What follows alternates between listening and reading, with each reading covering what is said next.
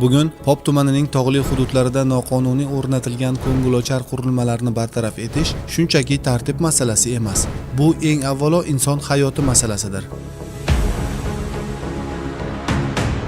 Ko'rib turganingizdek, noqonuniy qurilgan attraksiondan odam pastga qulab tushmoqda. Bu oddiy hodisa emas. Bu ochiq-oydin beparvolik va mas'uliyatsizlik oqibati. Nahotki inson hayoti kimlardir uchun faqatgina daromad manbai bo'lib qolgan bo'lsa, inson hayotidan ustun turadigan hech qanday foyda bo'lishi mumkin emas. Yillar davomida tegishli idoralar tomonidan bir necha bor ogohlantirilganiga qaramasdan, ayrim tadbirkorlar qonunni mensimay, xavfli faoliyatni davom ettirib kelgan.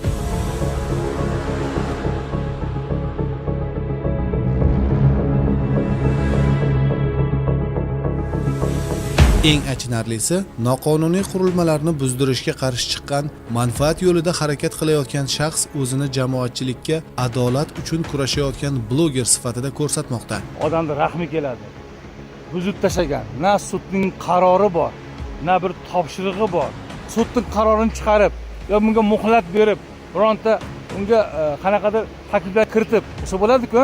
Vaholanki, noqonuniy buzilishga tushgan yerlarning sud qarorlari mavjud bo'lib, tadbirkorlar mutasaddi tashkilotlar tomonidan bir necha bor ogohlantirilgan. Dunyoda inson hayoti hamma narsadan ustun. Bu shunchaki shior emas, bu umumiy tamoyil. Qonunlar ham, siyosat ham, qurilish qoidalari ham aslida bitta maqsadga xizmat qiladi: odamlarning hayoti va xavfsizligini himoya qilishga. Agar biror qurilma yoki inshoot noqonuniy qurilgan bo'lsa, texnik va xavfsizlik talablariga javob bermasa, odamlar hayotiga xavf tug'dirsa, u holda uni buzish siyosatga qarshi chiqish emas, balki inson hayotini himoya qilish hisoblanadi. Mana qaranglar, mana prezident siyosatiga qarshi bo'lgan odamlar nima ishlar qilyapti? Prezidentning siyosati unaqa emas. Prezident deyapti, xalq bilan birga bo'l, xalqqa yordam bergin deyapti. Bular nima qilyapti? Mana buzdi, hamma joyda buzdi. Blogerning prezident siyosatiga qarshi chiqyapti degan gaplari esa juda og'ir va mas'uliyatli da'vo. Bu jamiyatni chalg'itish, hissiyotlar bilan o'ynashish bo'lib qoladi.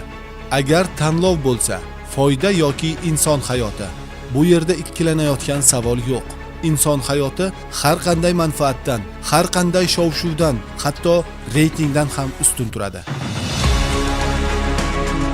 Aslida esa bu adolat niqobi ortida qonunga zid, jirkanch va jamiyat xavfsizligiga tahdid soluvchi qilmishlar yashirin. Ayolga shu ishonchga kirib turib, shu pulni olib, o'zim oilaviy ehtiyojimga ishlatmoqchi edim. Qanday bo'lsa ham odamni aldab pulni olmoqchi bo'lganman-da. Olimjon To'xtanazarov aslida kim ekani va uning haqiqiy faoliyati nimadan iboratligi masalasiga keyingi ko'rsatuvlarimizda alohida va batafsil to'xtalamiz.